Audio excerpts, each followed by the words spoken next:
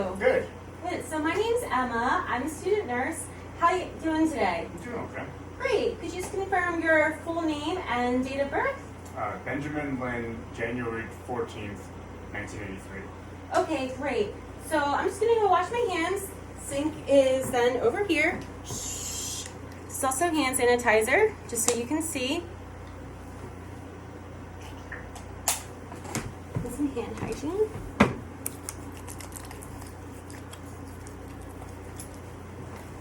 All right. So am I in view? There I am. Okay. So just real quick to assess his general appearance. He's a male. Checks out with his chart. His skin color is looking good, nice and even. He's looking healthy. His LOC is responded. His behavior is cooperative with the assessor or with me. His speech is coherent and steady. His mobility, we've seen him walk into the room, so I was able to assess his gait and it seemed fine. His mood, in effect, seemed good. Good measures, happy, cheerful, everything is fine with that. Okay. So first, just what I'm going to do throughout the exam, I'm just going to perform a quick physical assessment on several parts throughout your body. As we go through them, I'll be giving you a descriptor of, am I not in? A better descriptor of what we'll be doing.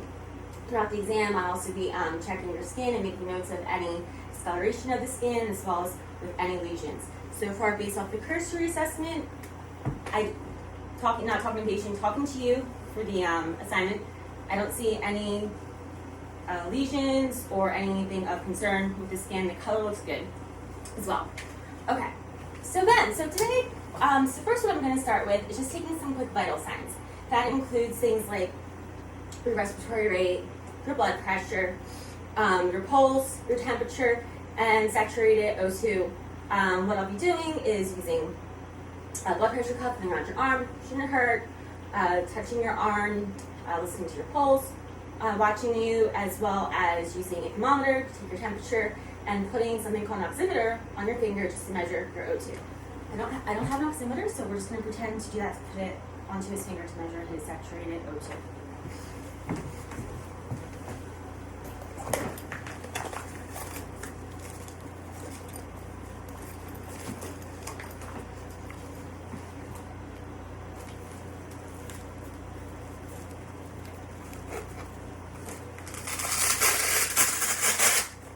So we're just going to pretend to sanitize this since we have to, it's good hygiene. So an alcohol swab, quickly sanitize before each use of each patient. Same thing with our stethoscope. With our bell and diaphragm, so shh, shh. Okay. All right, so what I'm going to do, I'm just going to get a pillow just to make sure that your arm is at heart level. We need another one.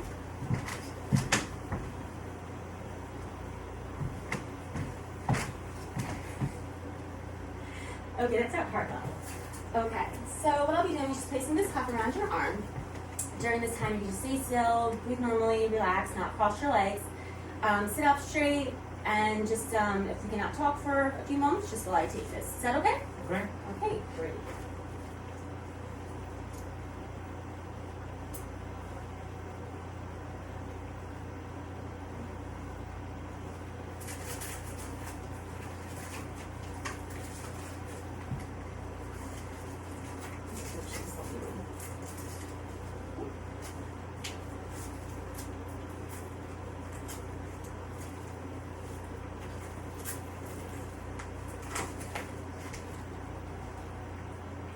Relax your arm. Palpitating for the brachial artery, since I don't know if you can see me.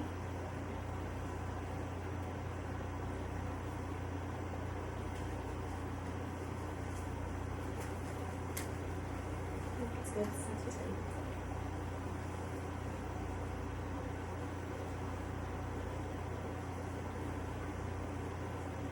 Just going out again.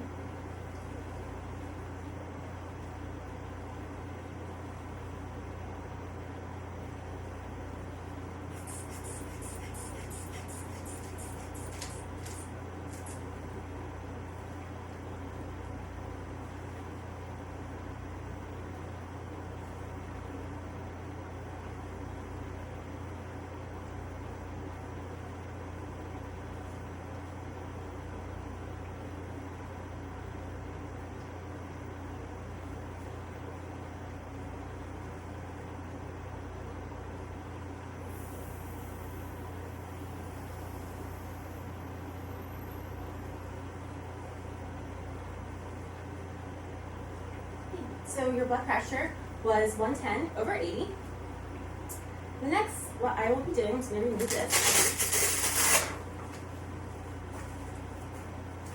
Goes off to the side.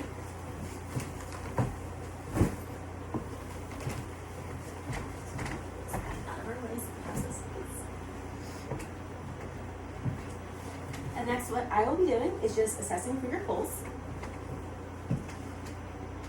So we're assessing through his radial pulse.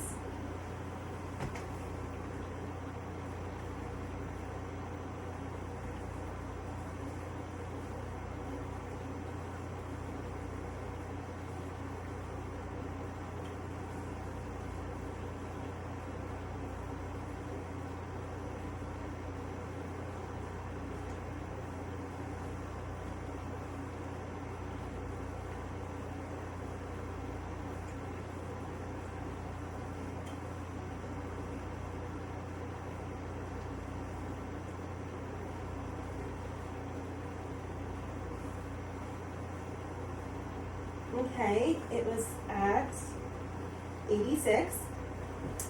Okay, and then next what I will be doing is measuring his temperature. So I don't have a thermometer, but we are going to prepare to put one in his mouth. So if you can please open up your mouth, I'm placing this gently underneath your tongue.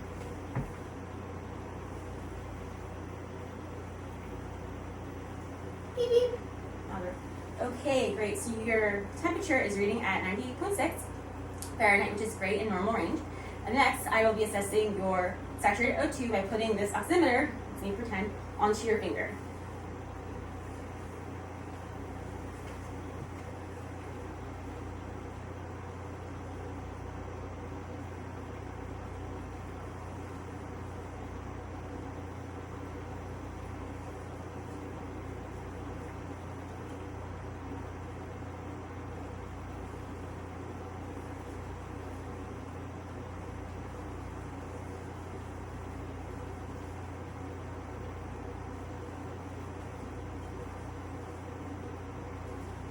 Okay, so during that time as well, I was also assessing his respiratory rate, which is within normal range. I assessed it at 14, and it is pretend oximeter on this finger. The reading would be given to us electronically, so we'll say it's 100%. Okay. So next, what I am going to be assessing are your head and face. The first thing, am I not on view? So the first thing that I will be doing is to inspect his scalp and his hair and cranial. I will also be palpating it, looking for any irregularities or any lesions or anything like that. Okay, so would you mind if I gently touch and inspected the top of your head? Sure. Can you just hold your head? Okay, great.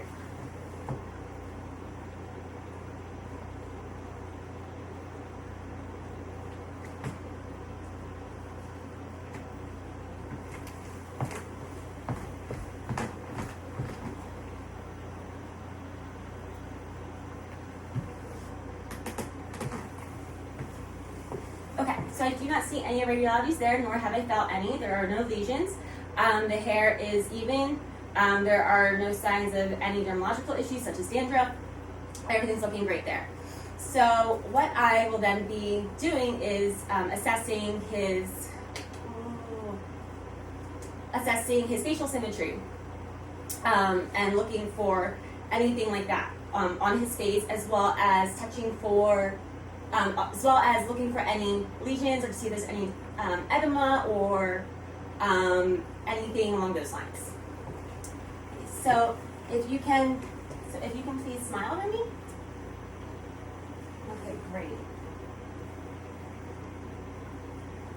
Okay, so his face appears symmetrical. I don't see any lesions. Palpitating it gently, I do not feel with any edema. Okay, so next what we will be doing, a sensory the aspect of it. What I'll be doing is assessing for soft touches. I will be touching your forehead, your cheeks, and your chin on both sides. And if you can please tell me when you feel something on your face. Okay? What I'll be doing that with a cotton ball. I'm not telling the patient, but I will be going from here on his forehead, cheeks on each side, then chin. Side. If you can please close your eyes, and please let me know when you feel something, something soft. Yes. Yes. Yes. Yes. Yes. Yes. Okay. Thank you very much. Okay, and so then next what I will be doing is palpitating his temporal and masseter muscles.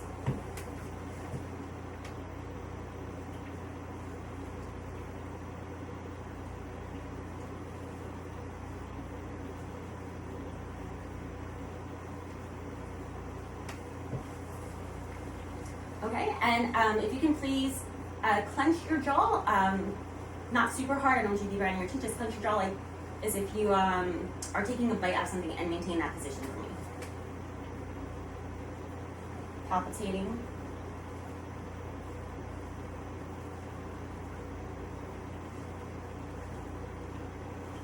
And I'm also trying to open as well, which I'm not able to successfully do, which is great. Okay, and then next I will be palpitating his maxillary and frontal sinuses.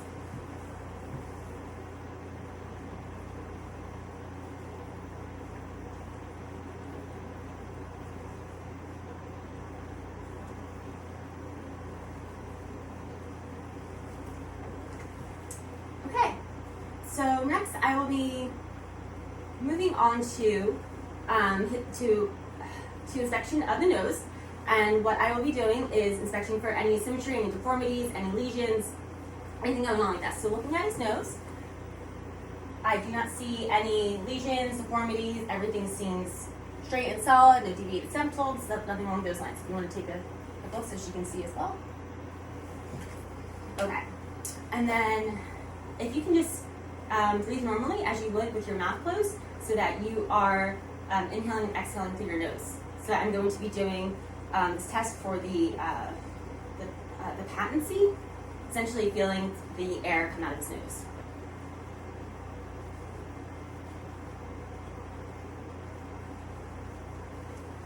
Okay, and so what I will be doing next is inspecting inside of his nose using the pen light as well. Make sure the mucosa, see if there's any cuts, lesions, anything deformity, anything of concern there. Okay, so would you mind if I just took a quick peek up your nose with my pen light? Okay.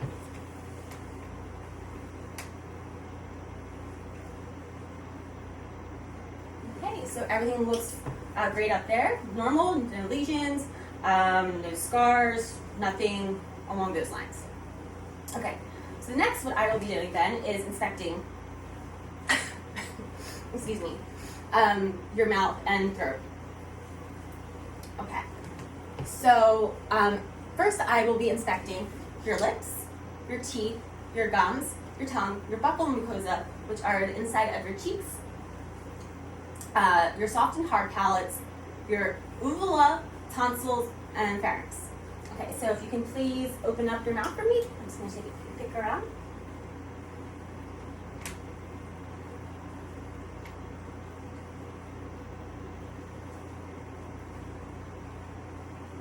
You can relax your tongue so it's in the back of your throat. And if you just lift up your tongue. Okay, great, thank you.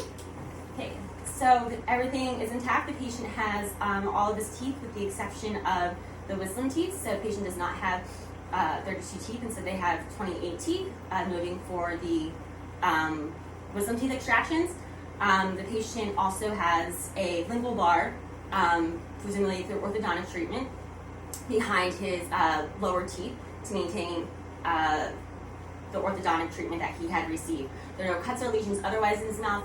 There's no such nothing like cold sores or canker sores or anything like that. So I'm going to confirm with the patient about the lingual bar. So then I noticed that you have a lingual bar in your mouth. Could you let me know what that's from? Orthodontics. Orthodontics? Okay. And approximately how many years have you had that? 25 years. 25 years? Wow. Okay, great, great. Your teeth are looking really healthy and great. I also didn't really notice any noticeable work that had been done, such as like amalgam fillings or anything along those lines. Patient to confirm that he currently has a lingual bar to maintain his orthodontic treatment, and he's had it for approximately 25 years. And his tonsils, uvula, and everything looked great within his mouth. Okay, so I was wondering if you can please just open up your mouth, and if you can stick out your tongue and go, ah, for me. One more time? Okay, great, thank you. Okay, so everything is looking good within his mouth. We can initiate the gag reflex by sticking like a tongue depressor within his mouth, but I do not have one that is healthy, but we could put down his tongue and see his tonsils. And are you okay? Just the hiccups? Okay. Sorry, patient had the hiccups and was concerned for a second. Everything looks healthy. Didn't say on the assessment that we had to initiate the gag response, so I won't be doing that. And when he was going, ah, he was having the rise and fall in the midline. Also, when he was sticking on his tongue, I also assessed for any lesions to his tongue, any like white paste or any scent or odor to his tongue. Nothing particularly stuck out to me. There was nothing fruity, so you can presume that there's probably no diabetic ketoacidosis. Okay, so the next thing that I will be moving on to will then be looking at your neck. So first, what I'm going to be doing is assessing the symmetry and looking at, just doing a quick inspection.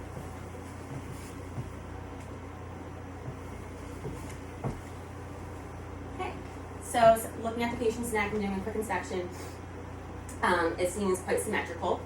And then what I will be doing next is looking at the jugular vein, jugular, and as well as assessing for JVD. I'll be doing this on both sides of the patient. So Ben, if you can just please turn your head to one side. Okay, I'll assess on this side first. Okay, great. Can you please turn to the other side? Okay, great. Thank you. So the patient doesn't have any JVD, no distension of that sort. So that is great. So and that is healthy and very normal. So I'm just going to be quickly touching, palpitating, jugular.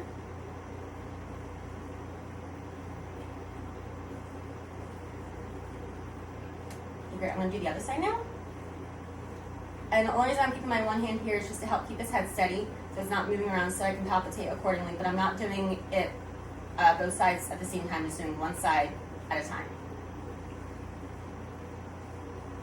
You can see it's just keeping his chin firm still by gently having my hand there. But I'm not actually palpitating anything. Okay, great. So everything's checking out there. Okay, so what I'll be doing next is palpitating for the carotid and listening to it with my stethoscope. I will be listening to it, listening to the carotid, and then I will be reading the carotid pulse. So is that okay if I gently listen up?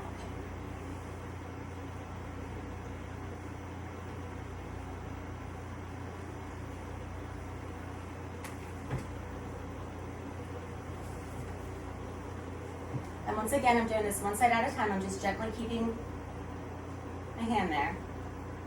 But I'm not actually doing both sides at the same time, because if we do that, the patient will pass out.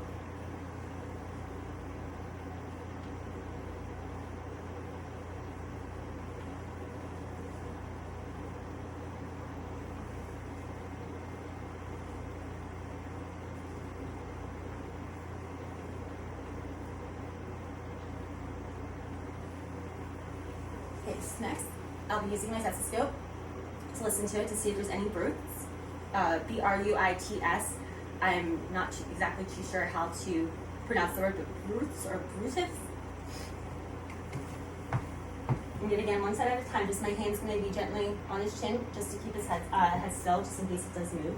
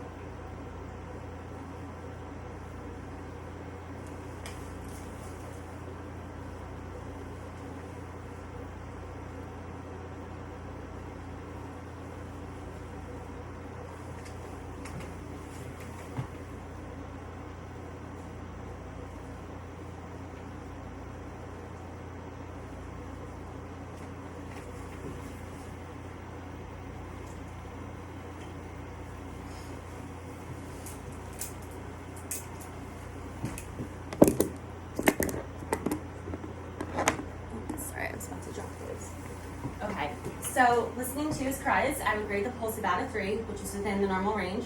And I didn't hear any growths, which is really great to hear. Okay, so next what I'll be doing is palpitating for the cervical lymph nodes. That includes the pre-auricular, the post-auricular.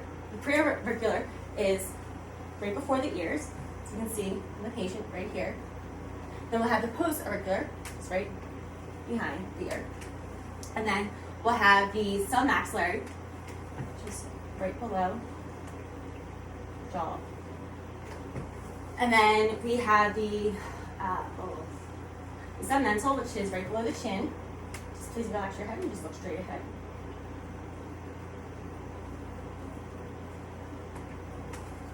And then we have the occipital, which is right behind here.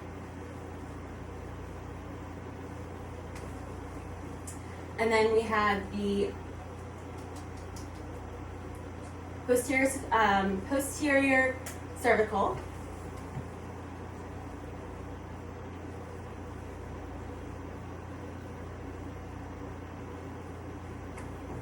And then we have the supraclavicle, which would be right above the clavicle bone. I'm just going to face the camera really quick.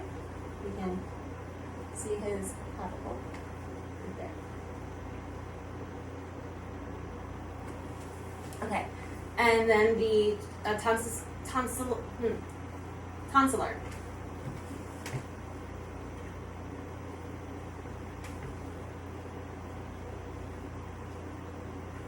The jaws connect. Okay. Okay, and then so next what I will be doing is assessing the muscles within his face, the sternomastoids, as well as the trapezius. First we'll start with the sternomastoid. So again, if you don't mind, I'm just going to place my one hand gently on opposing on his cheek, and then if you could just turn to that just to assess the strength. So if you can just please turn your head to the right. Okay, great. So the patient's able to do that. I'm going to do the other side. Okay, great. And if you can just shrug your shoulders for me. Okay. Okay, great. And so that test, this second test where I was assessing the trapezius with my hands on his shoulders and him shrugging, I was assessing those muscles. Excuse me. Okay, so next what I will be assessing are his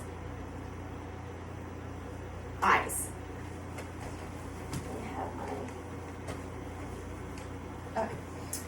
So I will be first assessing his visual acuity using the Snellen test.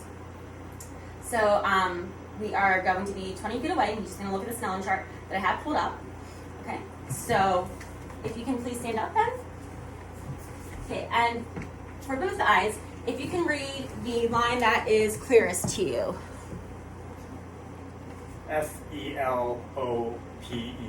Okay, great. Now if you can just cover one of your eyes with your hands gently and read the line that is best for you. FELOPED. Okay, and then if you can please remove that hand and please cover up the other eye with the hand. And read the line that is clearest for you. PHOEL. Okay. Thank you. And are you wearing contact lenses or glasses at this moment? One of the left side fell out. Okay. So the patient does have corrective lenses, but they are not wearing one of their contact lenses within one of their eyes, which most likely accounts for the discrepancies with the Snellen chart. Great. So thank you so much. You can take a quick seat. If you can just let me know the date of your last eye exam. A year ago. A year ago? Okay. So the patient has had a relatively recent eye exam. It is recommended they go every year. I'm going to ask the patient if he has a scheduled upcoming eye exam to make sure that he has the most up-to-date prescription for his eyes. Do you happen to have an eye exam scheduled for your annual eye exam for updated corrective lenses? Yep, sure do. Okay, great. Is it in the next couple of months? Yep. Okay, great. Okay, so then next what we will be doing is assessing Perla. And during this time, we will be assessing for the pupils to be equal, round, and react to light, as well as accommodation. So the normal size of the pupils will be 3 to 5 millimeters, and the shape of the pupils will be round. So I know it's going to be really difficult to see, but since we have to dim the lights, I'm going to shut the light off in this room and just have the door open really quick because that's the closest I can get to dimming. Oh, crap. You okay? Yep.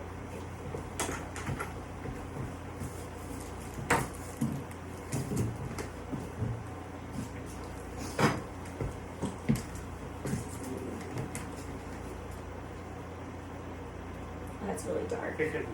Good. It's like barely Yeah. visible. It's okay. Okay. Okay. So first what I'm going to be doing, I have my little pen light here. Sorry, this is the closest I can get to dimming the light.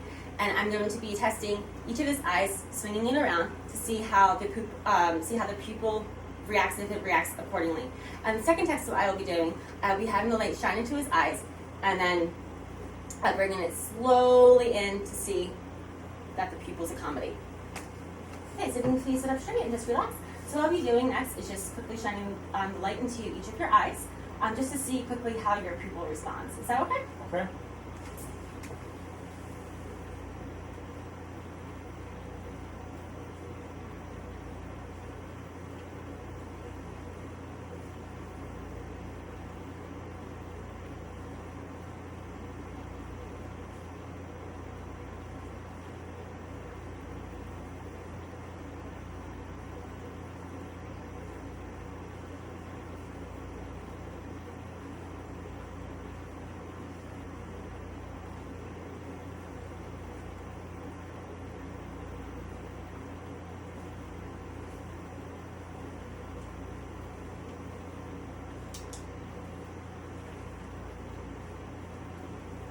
So his pupils are responded accordingly.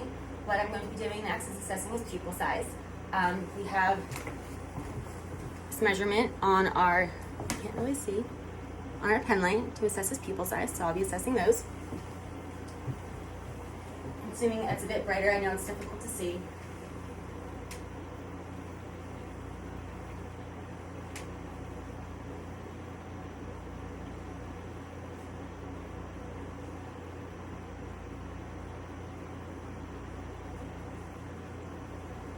Okay, so his pupils appear to be about 3 millimeters.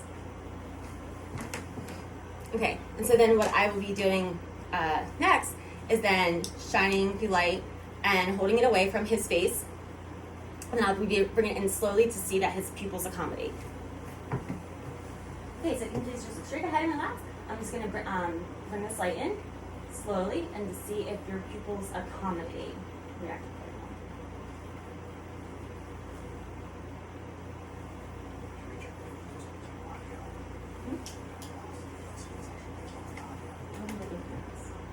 All right, so his pupils responded accordingly. Okay, great.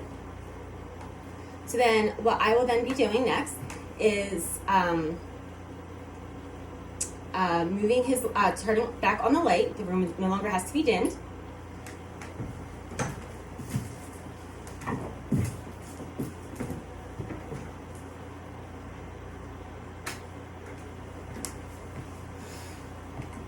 Okay, and then what I will be then doing is assessing his visual field. Okay, so if you can please follow my fingers. Please, what? See. Oh, you can't. Sorry. Okay, so if you can please just look straight ahead, and if you can please follow my fingers with your eyes, just so I can track your eye movement.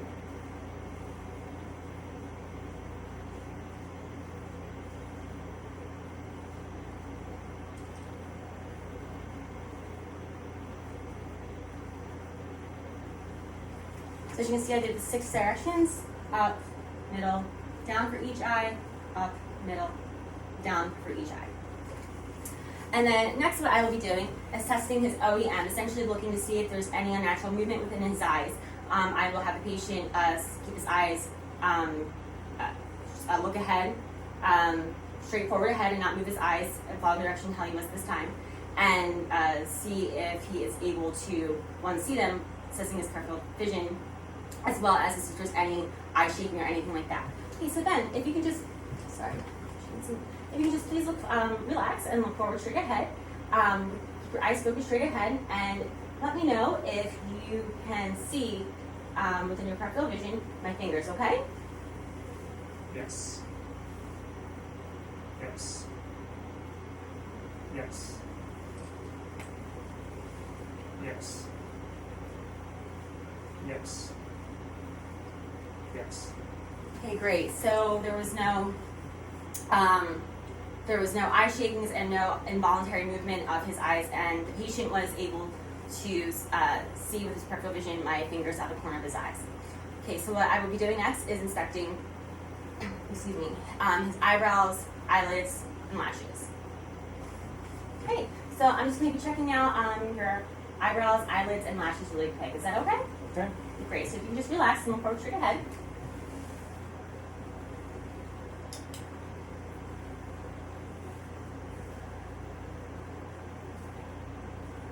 Okay, can you just close your eyes for me for a minute?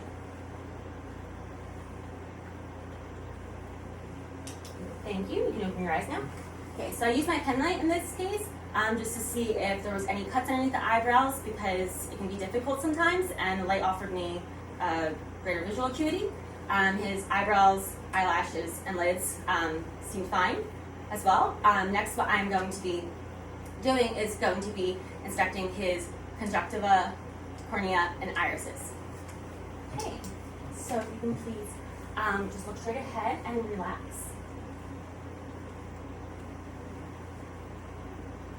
Okay, the irises and conjunctiva look fine. If you can please look to the left for me. Can you please look to the right for me? Okay, great. So I had the patient look both sides so I can get a better view of his conjunctiva. Irises seem intact, as well as corneas. Okay, great. Thank you so much then. So what I will be doing next is be assessing your ears. And so what I'm first going to be doing is doing the whisper test. What I'm going to be doing is whispering something into each one of your ears. If you can please repeat back to me what you think you've heard me say. What I'm going to be saying is I like cats in the right ear, and in the second ear I will be saying paper is white. So first we'll start with the right ear. If you can please let me know what I'm saying. I like cats. Okay, great.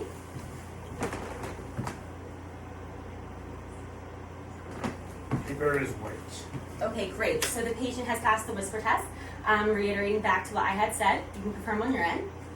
Next, I will be inspecting the external ear. Okay, great. Everything seems intact on both sides. No lesions, no deformities, no ear piercings, no infections, no abnormal moles or freckles. And I will then be palpating the pinna as well as the tragus for tenderness or any abnormalities.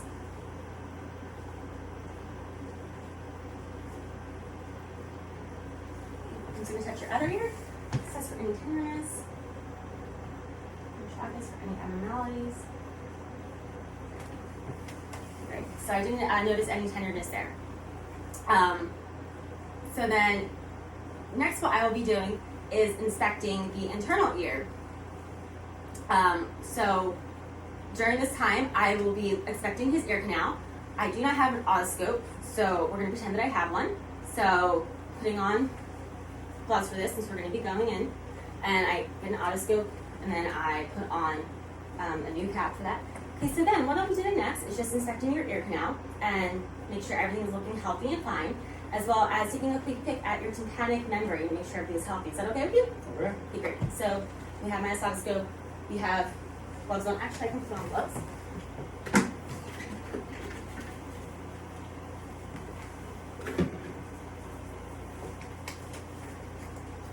Oh, my hands are sweaty.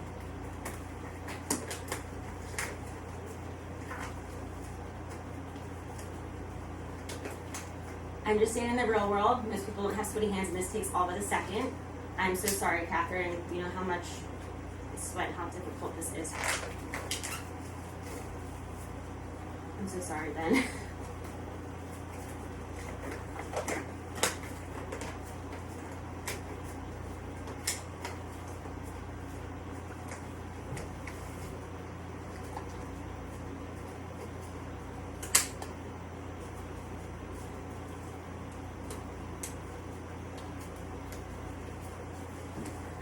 best that I can get them. Oh, I just ripped.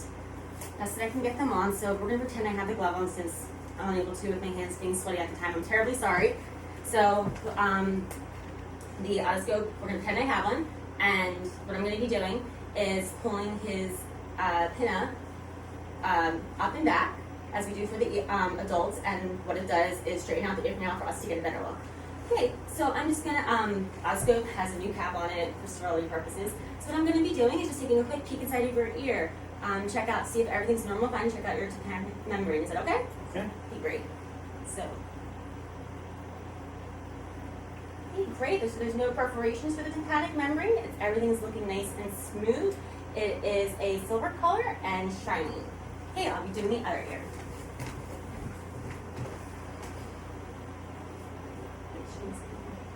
So up and back to straighten out ear canal. Pretend otoscope. Great, everything's looking nice and healthy. Your tympanic membrane is silver, no perforations, and looking smooth. Okay, great. As for palpitating the pre-auricular as well as the post-auricular nodes, we had previously done that when we were examining the neck, but we can do that again. Remove the gloves, pretend it for both hands.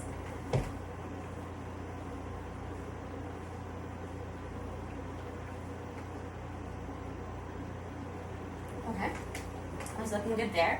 We had inspected the tympanic membrane when we were looking inside of his ear to make sure that there are no perforations. It was a nice silver color. They also appear nice, smooth, and shiny. And we had also assessed that by pulling the ear up and back as we would for adults, and that helps to straighten out the ear canal. Okay, so next what I will be doing is assessing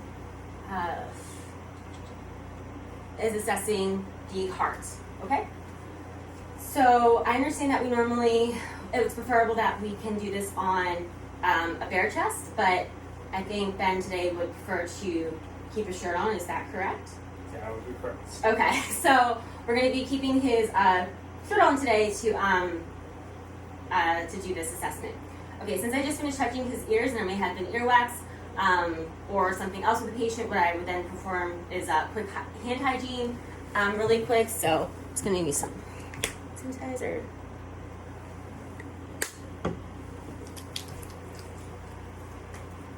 I also understand that sometimes people have ear infections, or if they have gauges in their ears or something else like that. I don't necessarily want to be spreading that to other parts of the body. Okay, so when I am assessing his heart today, I will be both using the bell and the diaphragm. What I will be assessing are his aortic, pulmonic, tricuspid, and mitral at this time. Okay, so if you can please just lie back onto the patient, and I will be assessing your some parts on your chest today. I'm auscultating as well as palpitating with the stethoscope and with my hands. Is that okay? Okay. Okay, great. Should I lie this way or? Yeah, it might be easier if you like put it the other way.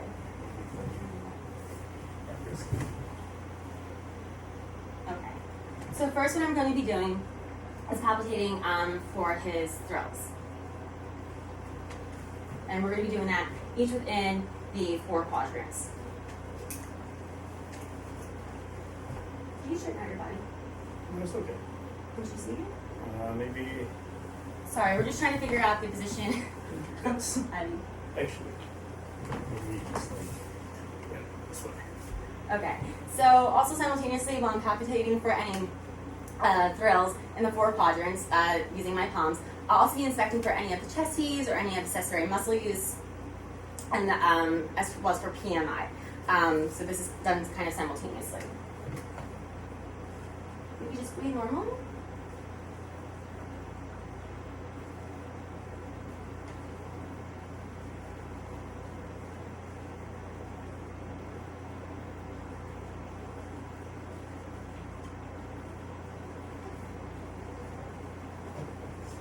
You don't notice anything. Remember that everything seems fine, no thrills, which is great. And then what I will be doing next is assessing the aortic, which is in the second intercostal space down, off to the right side of the patient.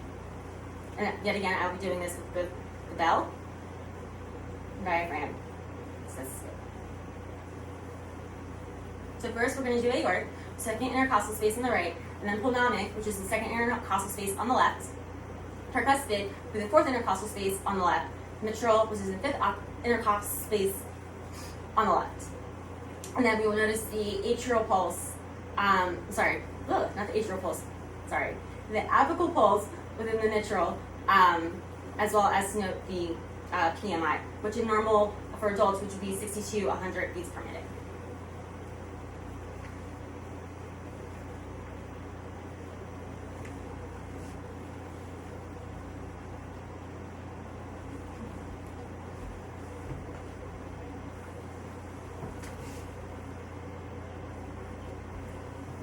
Okay, first we're doing the apical pulse.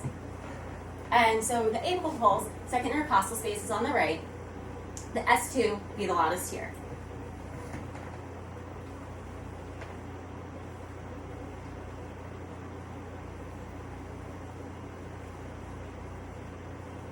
Sorry, these are falling out of my ears again.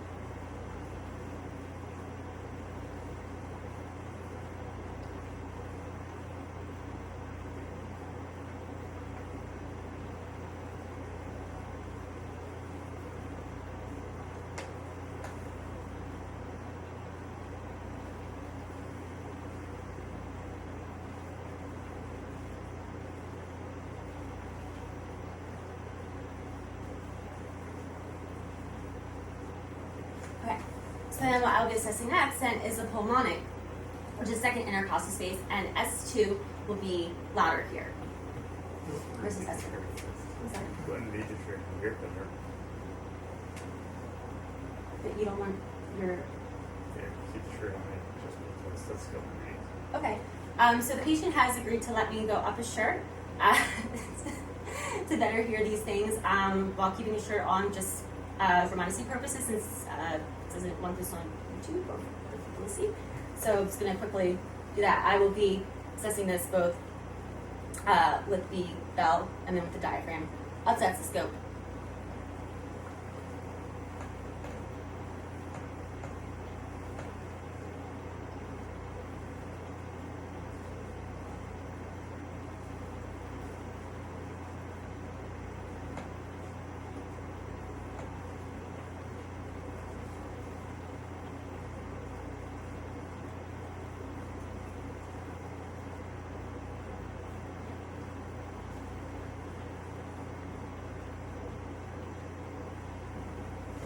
So I did that both with the bell and the diaphragm with the stethoscope.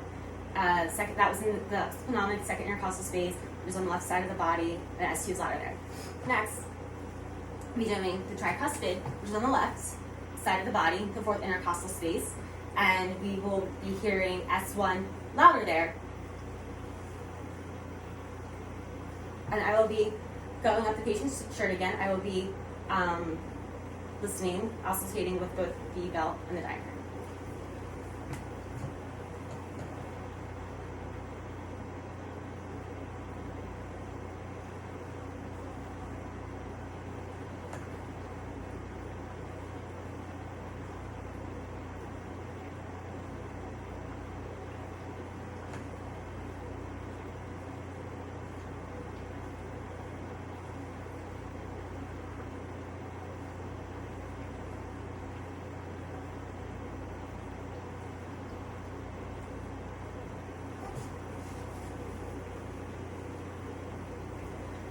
And then I will be listening to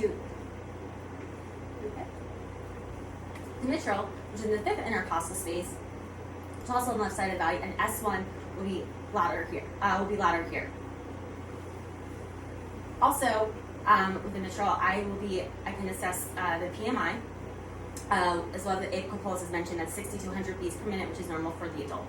I will also be using this to assess with my bell and my diaphragm. Not assess, it's oscillate, bell, and diaphragm.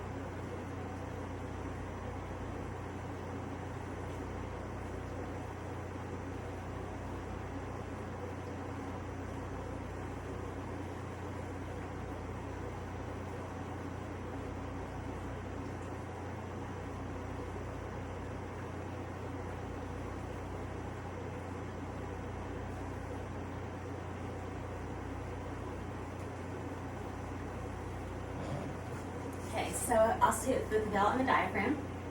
Epical pulse was 72 beats per minute, which is within the normal range of 60 to 100 for an adult. Okay, so I had palpitated for thrills, the PMI, using my palm within 4 quadrants, yet again.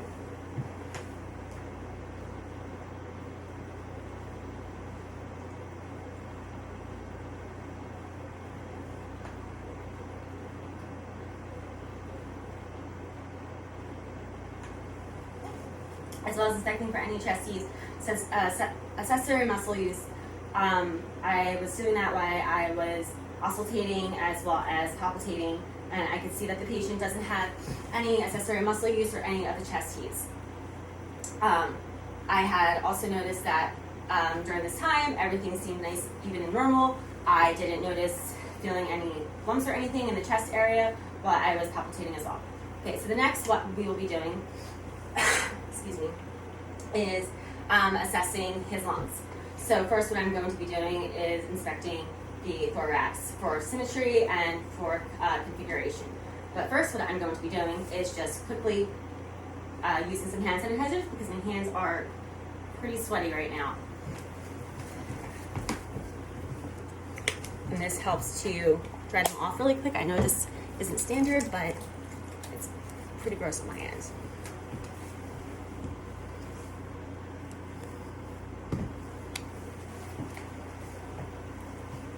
Okay, so then if you could just stand up for me so I can just quickly assess everything. Quickly, just have you looking here. So assessing his thorax and everything for symmetry and configuration. It's going to take a quick pick behind. Symmetry and configuration is looking good. Take a quick peek. And everything is looking good from the side. Yeah. Okay, so then what I'll be doing is tactile affirmatives. What I will be doing is assessing from the back, and the shoulder. If you can turn around. Here, here, and here. And then what I'll be doing is doing the vibrations. I'll have the patient say to me, say 99. I will also, and then as he was sitting down, I was assessing for his chest expansion to see that everything was quite normal. I also did that assessing within the vital signs, assessing his respiratory rate.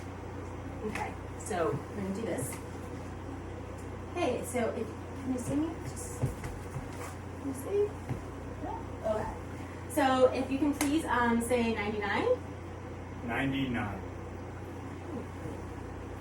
You can please say 99. 99. There's a bug. Woo. Sorry, that was freaked me out. Okay, if you can please say 99. 99. Sorry, one more time. 99. Okay, great. So I was able to assess the vibrations. And then next what I will be, I already killed the fly with my hands. Next I will be percussing his back within the same locations. I will be using this, doing so, my finger, and then tapping it that way to feel any feedback. I will be doing it in the same positions I was before. So if you could just, no, we're going to turn her back so she can see me percussing. Can she see? No, I think so. Okay, can you just please stand up straight, or you can.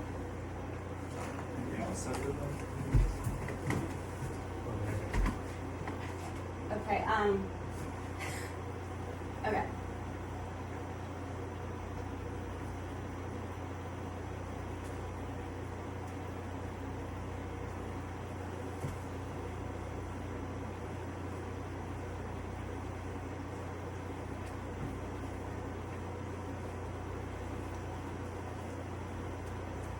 Okay, so I just percussed down his back, and then what I will then be listening to on the back of his lungs, I will have the patient sit down, and I will be listening to his breath with the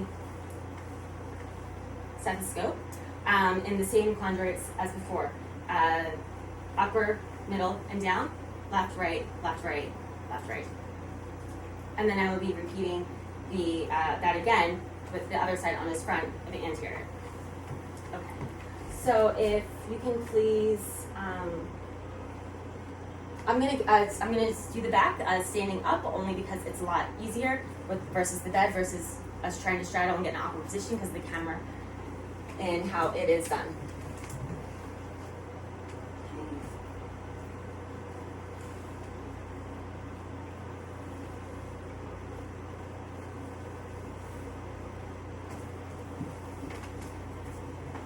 Waiting.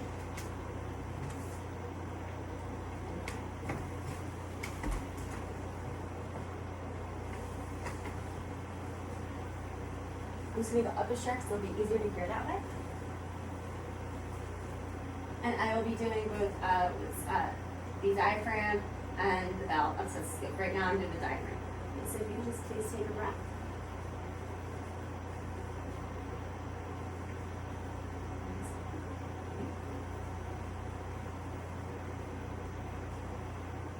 Please take a breath.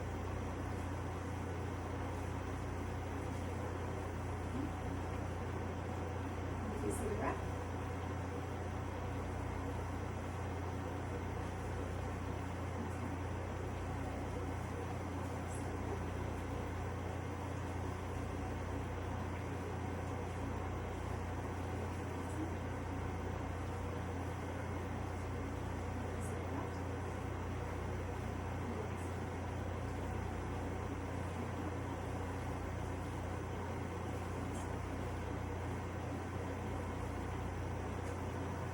Okay, I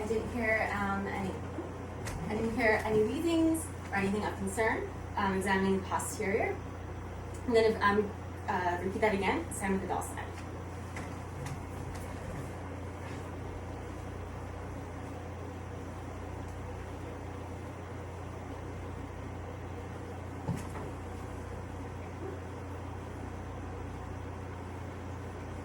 Okay, just breathe normal.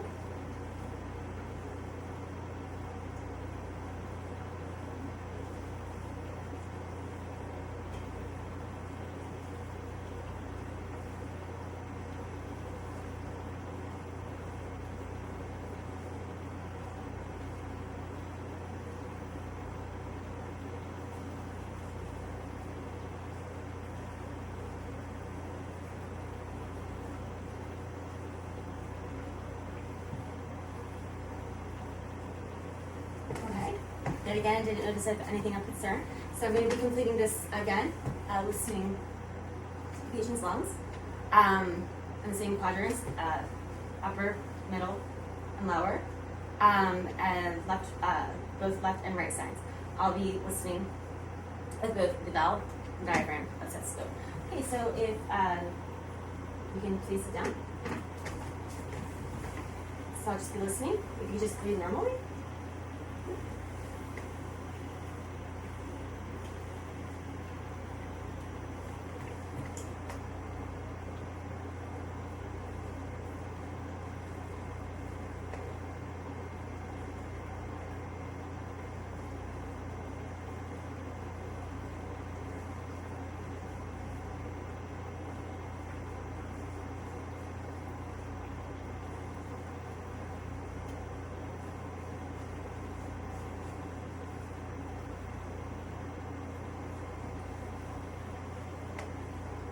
Just breathe normally.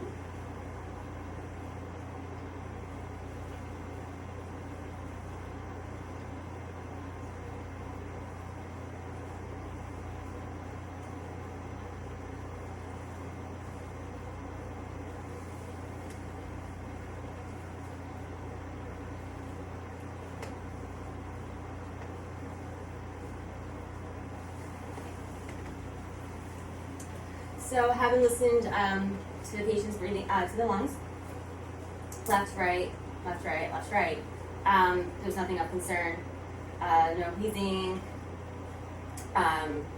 nothing like that. Breathing seems great and normal. So the next we will be moving on to the inspection of the abdomen. What I will be first doing is inspecting his abdomen. During this time, you just have to gently lift up your shirt, and you will be lying on your back. And I will be listening to your abdomen with stethoscope and gently touching it, as well as looking at doing the visual inspection. Is that okay with you? Okay. Okay, great. So first what I'll be doing is inspecting. the contour and symmetry.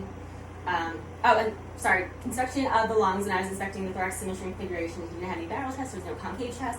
Everything seemed quite normal, quite fine. I was feeling around during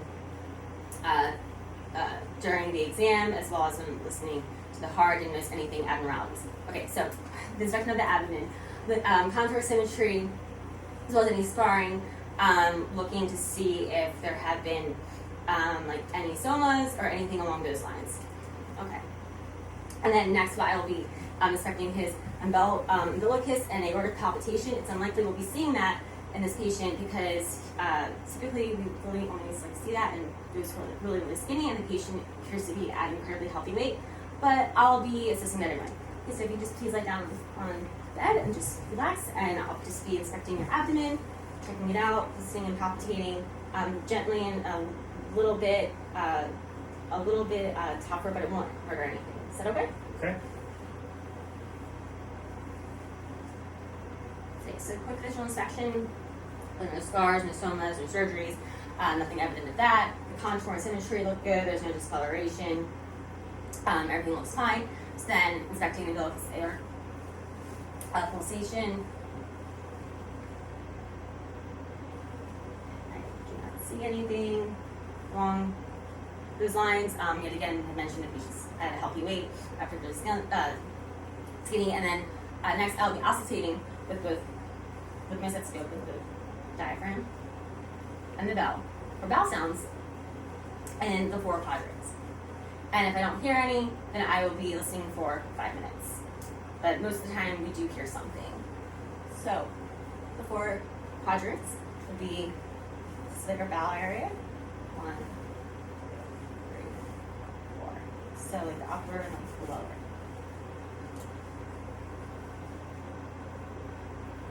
First, I'll be listening to the diaphragm and stethoscope. Okay, next I'm just going to be listening with my stethoscope for some vowel sounds and noises, okay? Okay.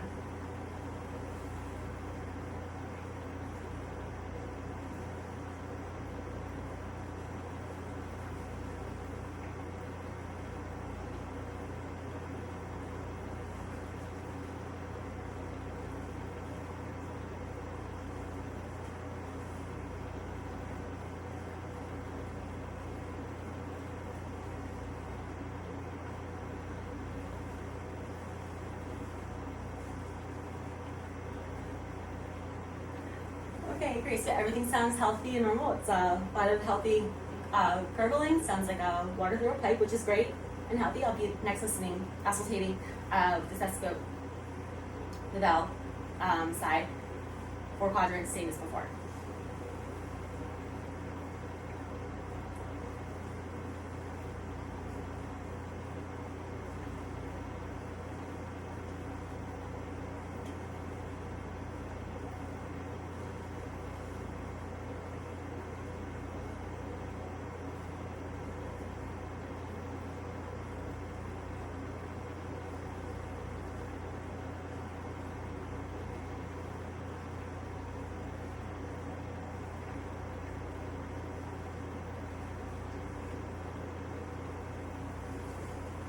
Okay, great. So I just finished auscultating with the diaphragm and bell stethoscope, and 4 quadrants on the patient's abdomen, and everything was looking pretty good. Normal sounds, normal gurgling, and whatnot. So I don't have to then listen for 5 minutes because we would listen for 5 minutes in the absence of any sounds. So then next, what I will be listening to are the aortic, renal, and iliac. For next, I'll be listening for Bruits, B-R-U-I-T-S. Bruits. I'm sorry, I cannot pronounce it.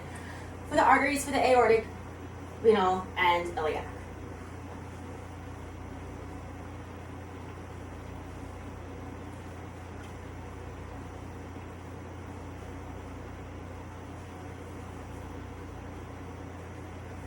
Okay, we just place a couple of shirty gums now.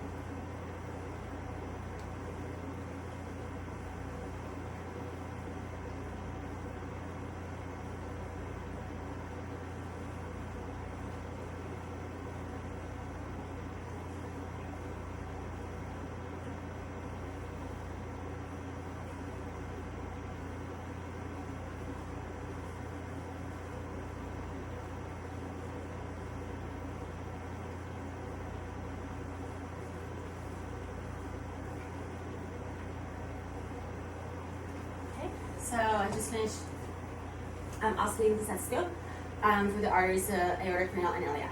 And then next I will be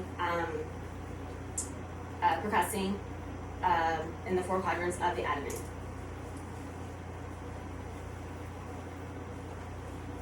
And I will be doing this with my fingers, similar to what we did with the staff. Okay, but again, I'm just going to gently percuss on your abdomen using my hands. Is that okay? Okay.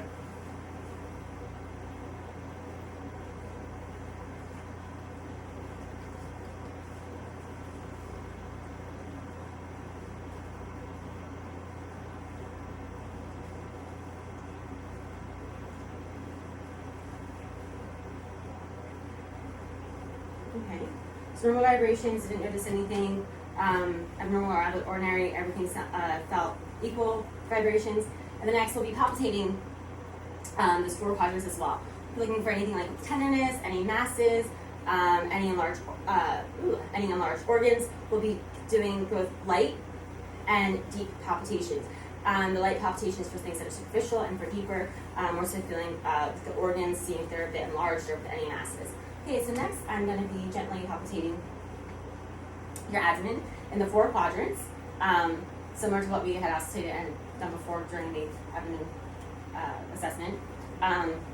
Light, and then a bit deeper. Is that okay? Okay.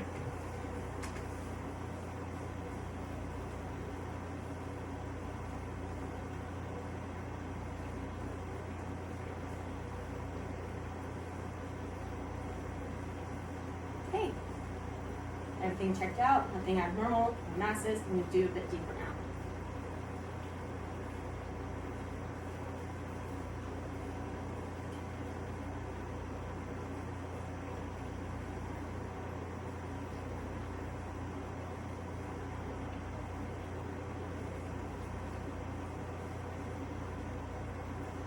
Okay, so so how did that feel? Was there any discomfort or any pain Nope. or anything? Anything about feeling sharp or anything along those lines? Nope. Nope. Okay, so that's great. So the patient didn't feel any pain or anything. I didn't notice any tenderness or anything that was enlarged or any irregular. Any irregular. Any irregular. I cannot talk. Any irregularities. So what I will then be doing next is doing assessment for the extremities. This includes both the upper extremities as well as the lower extremities. But first, we're going to be doing the upper extremities. Okay, so what if I am going to be, so first what I'm going to be doing is, if you could just quickly just stand up for me. And I'm just going to be inspecting his shoulders, elbows, and wrists for any edema, deformities, as well as for symmetry. I have a patient standing up for this. I understand we can do this sitting down, but it's just a bit easier for visual purposes as well. So everything's looking good. Please. And sorry, this bed's in the way. Okay, great. Everything's looking good.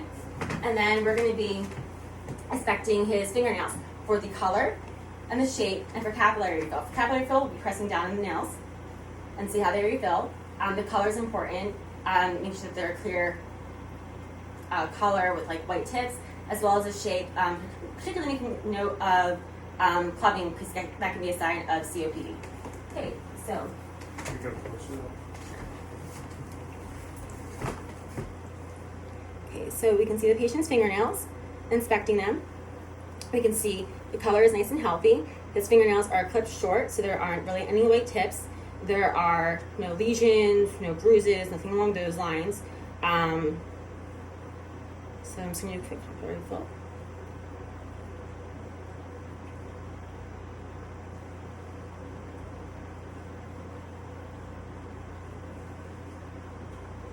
Okay. Maybe doing the same with his other hand. Nice and healthy. There is a little cut on his pinky. Do you typically get little cuts on your hands and around your fingers? Sometimes. Sometimes? Okay. So patient gets normal cuts on his hands and fingers, as I think most of us do, but it's nothing of concern. It doesn't look infected. So shape of them looks healthy. There's no clubbing or anything abnormal. The nail beds look nice and good.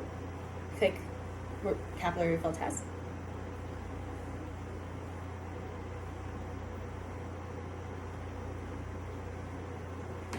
Okay. So we had okay.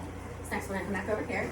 So we inspected his shoulders, elbows, and wrists for the edema, deformities, and symmetry. Everything looked nice and good. As for his shoulders and elbows, pressing down, didn't notice any edema when I was holding his arm when I was doing the first part of the inspection, assessing the color, shape, and refill of his hands, and I was touching his arms. Everything looks good there. And next we're going to measure his range of motions for his shoulders, elbows, and wrists. So for your shoulders, if you could just like roll over like this, backwards. And then if you just roll your shoulders forward. Okay, great. And then for your elbows, if you can just, for each of your arms, just do that for me. Great. If you see your left arm as well. Okay. And then for your wrists, if you can do this as well as this for me.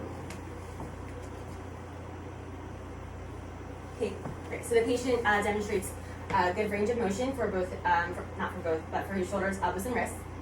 And next, I'm going to palpitate his skin for temperature and tenderness. I was simultaneously kind of doing this when I was inspecting his capillary refill, color and shape, and touching his body, but we'll do it again for purposes. So assessing temperature, we typically do it with the back of our hand on the side of it. Great, it's not cold, it's not clammy. Don't notice any tenderness or edema. No pain or discomfort with this? Nope. Okay. Other.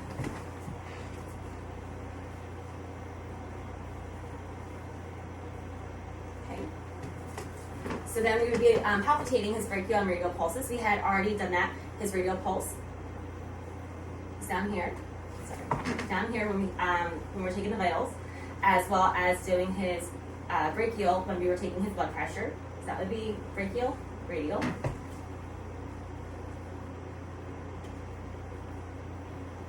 Nice, healthy radial pulse. 3.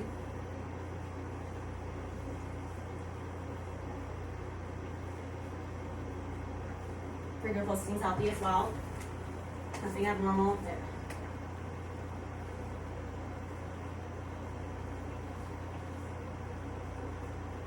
Nice and healthy 3 as well. Okay, so next we'll be doing is testing his grip, and then what I'm going to ask him to do is to then squeeze my fingers, and I'm going to assess to see that the squeezing is occurring simultaneously and that they're of equal strength. Okay, so if you can please grip both of my, if you can please grip with your hands, each of my fingers, and then just squeeze them, not super hard, but like moderately hard. Okay, great, thank you.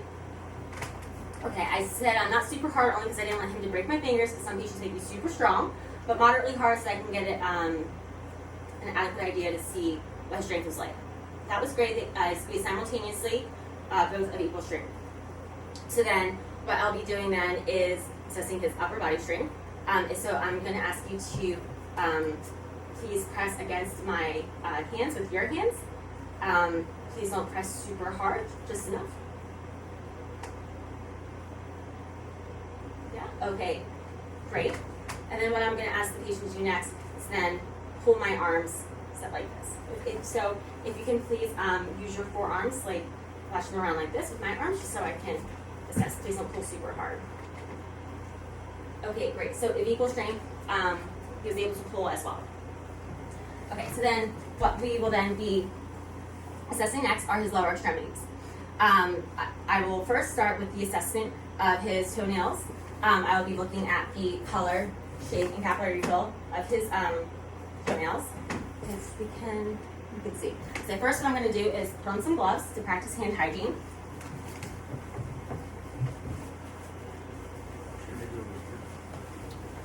No.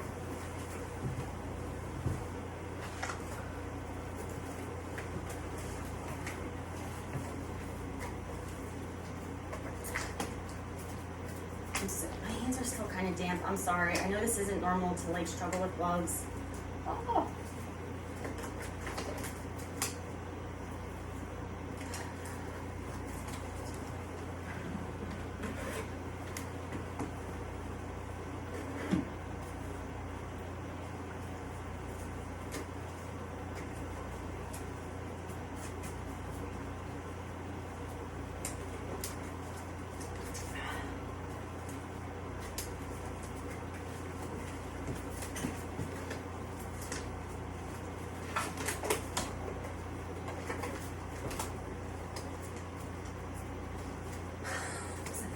Sorry. Oh my gosh.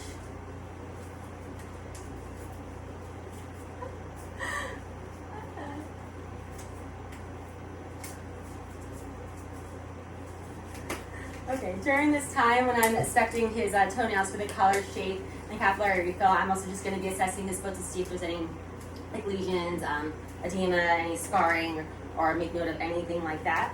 Kind of like the first part of the inspection of like the color, capillary refill, and shape. It's kind of like a 3+er. Okay. Great, so I'm just going to gently touch your feet, and I'm going to be pressing down gently on your toenails, okay? Shouldn't cause any discomfort. If you feel any pain or discomfort, please let me know, okay? Yep. Okay, so during this time, I'm just doing a quick visual inspection of the feet. I don't see any anything of concern. There are some slight calluses, which I would be making a mental note of, but I'm speaking loud so you can see. If you can kind of show the bottom of the foot, kind of see a little bit of calluses, but nothing of concern, just what seems like most people have. It's the same thing on the patient's right foot. Okay, patient's toenail shape looks good, color looks fine, nothing of concern. With them, I know it's kind of hard to see.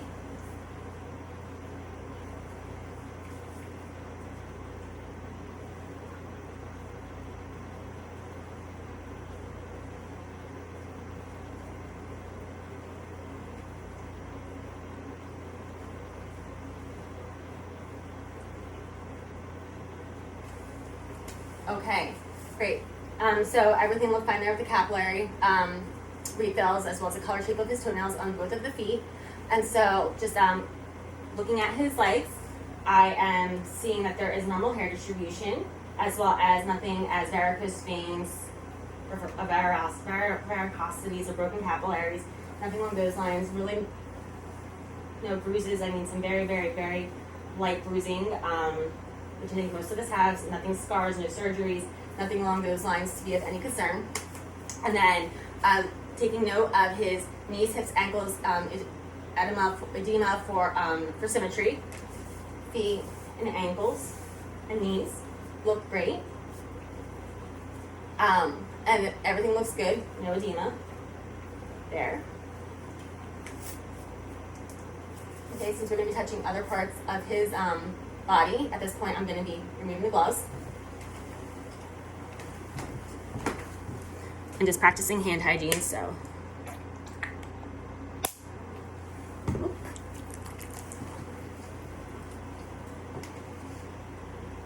Okay, I'm just gently going to touch your legs and palpitate for any tenderness. I'm going to feel any discomfort as well as notice any temperature. Any pain or discomfort? Nope. No? Don't notice any edema or anything. Temperature feels fine. And the temperature feels fine. And then what I'm then going to be doing is palpitating for his femoral artery, which will be up around here, this polypodiatal, which is right behind the knee. And then I will then posterior tibial, which is right down here. And then doralis pedis, which is on top of the foot. The patient has his socks off and whatnot. So first we're going to start with the femoral. If you can just please lie down. It's easier for us to do this above closed, but patient wants to keep on this closed. It's right around the groin area.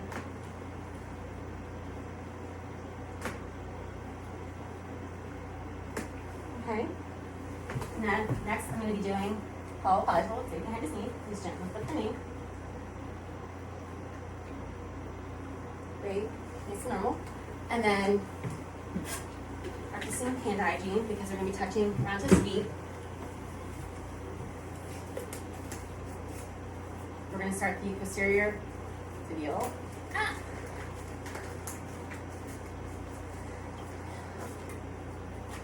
You can guess yet again that my hands are wet, because of course they are.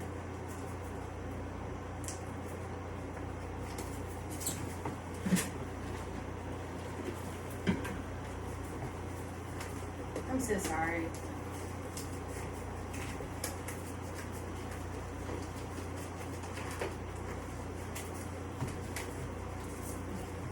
Posterior tibial.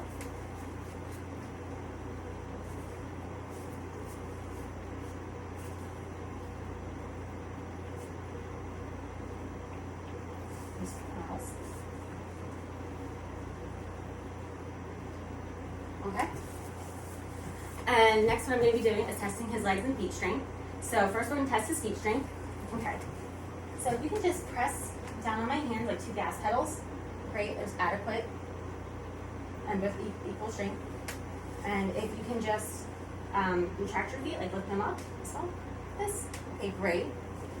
And then second, we're going to be testing his leg strength as well.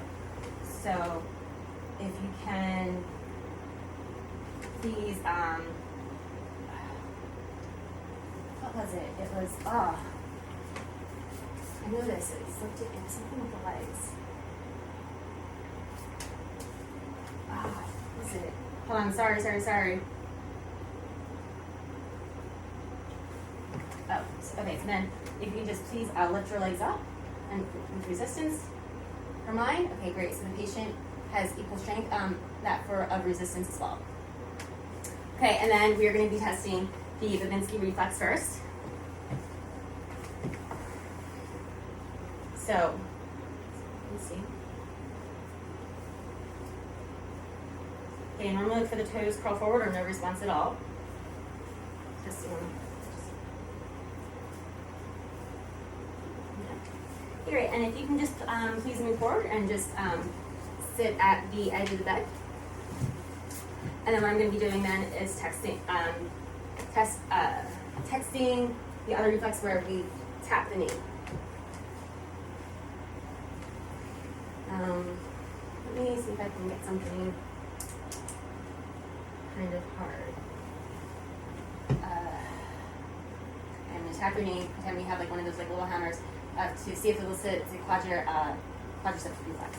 So I'll be hitting it. Leg jerked up a little bit. I don't have the hammer, sorry. And it's all that time around where the leg jerked up a little bit. So great. So he elicits the quadriceps reflex, which is great. Babinski is fine as well. So next we're going to be doing the sharp and dull sensation. We're going to be using a cotton ball, and then this is like broken off paper clip. And so then what I'll be doing, if you can pressing this on your lower extremities, if you can just please let me know if you feel sharp or dull. I'm not going to be pressing hard, it shouldn't cause too much discomfort, okay?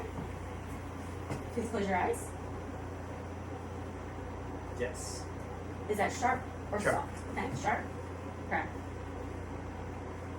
Sharp. Sharp. Sharp. Sharp. Sharp. Soft. Sharp. Soft. Sharp.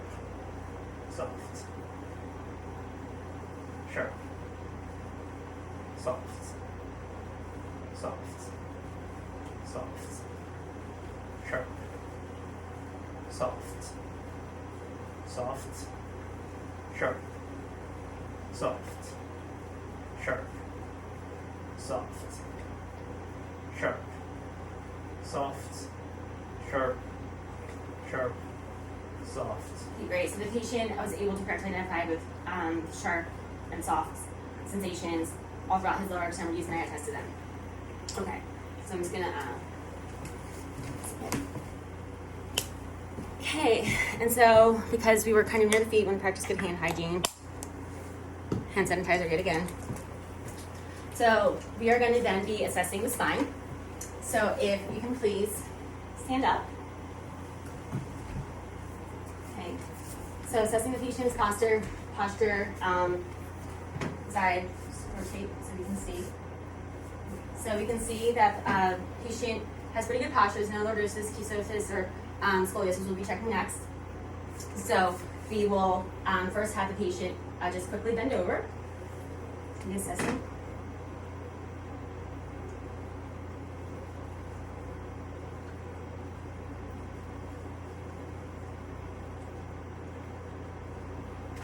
Okay, great. And you can stand up.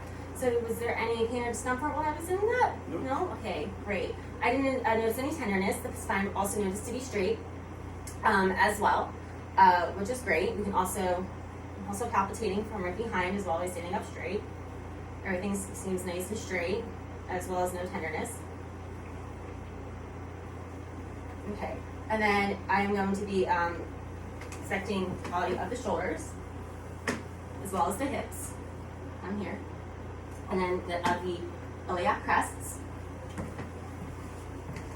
Everything seems good, nice and symmetrical. I don't notice any tenderness.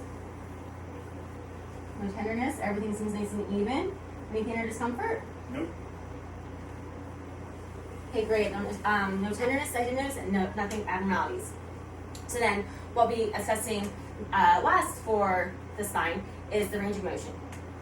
So we will be assessing the cervical and lumbar. So what I'm going to ask the patient to do is to be able to bend forward, backwards, and side to side. So if you just please bend forward and backwards, great, and then lean back a little bit, great, and if you can just lean from side to side. Okay, great, and then I'm also going to ask you if you can demonstrate your movement of your ankles by going for each one like forward as well as like round and around.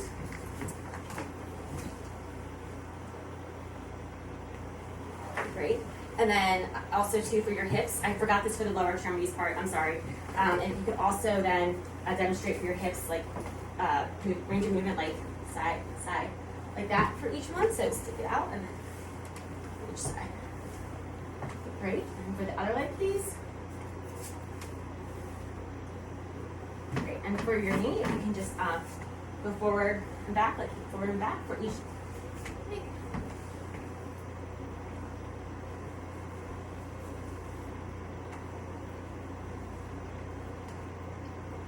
Okay, great. And then if I can also ask for you to then then we're going to be assessing his gross motor skills, assessing the rapid movement. So if you can just please stick out your hands and wiggle your fingers around. Great. As well as do this smooth from side to side. Great. And then we are going to be doing the Romberg, which the patient is then going to be standing still with their eye closed with their hands down to the side for 30 seconds to see if they're able to stand up straight, if there's any, if they're able to put their hands down by the side and they're not any drifting. So I will have the patient stand up. So if you just please stand up straight, relax, arms down side by your side with your eyes closed. And I'm just going to watch you for 30 seconds to see that they don't drift, okay? Starting now.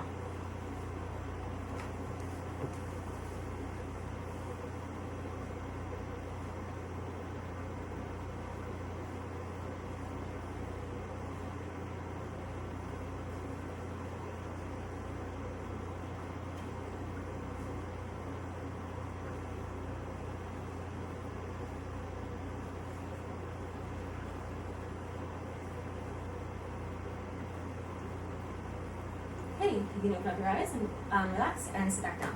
Okay, so past the Romberg test, there was no drifting of the hands and was able to stay still, no movement or anything along those lines for 30 seconds. Okay, so that concludes the assessment. Thank you so much for your time, Ben. I really appreciate this, and the doctor will be in with you shortly. Oh, and then hand hygiene, exiting the room. I will also clean all of my tools, stethoscope, blood pressure cuff, and pen light afterwards.